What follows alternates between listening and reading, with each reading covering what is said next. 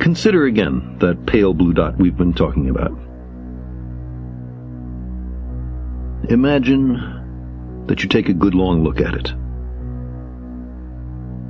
Imagine you're staring at the dot for any length of time. And then try to convince yourself that God created the whole universe for one of the 10 million or so species of life that inhabit that speck of dust.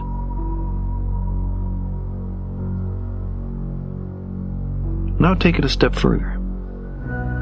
Imagine that everything was made just for a single shade of that species, or gender, or ethnic or religious subdivision.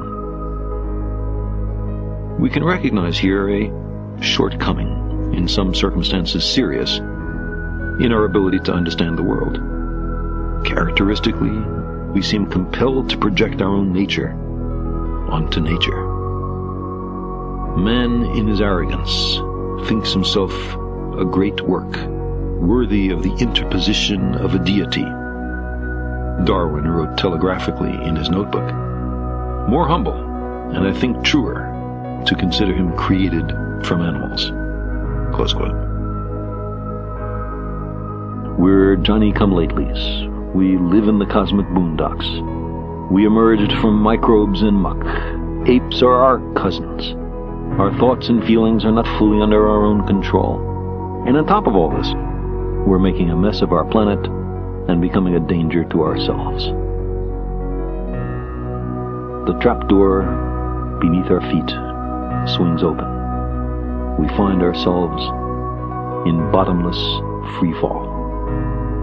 If it takes a little myth and ritual to get us through a night that seems endless, who among us cannot sympathize and understand? We long to be here for a purpose, even though, despite much self-deception, none is evident. The significance of our lives and our fragile planet is then determined only by our own wisdom and courage. We are the custodians of life's meaning. We long for a parent to care for us, to forgive us our errors, to save us from our childish mistakes.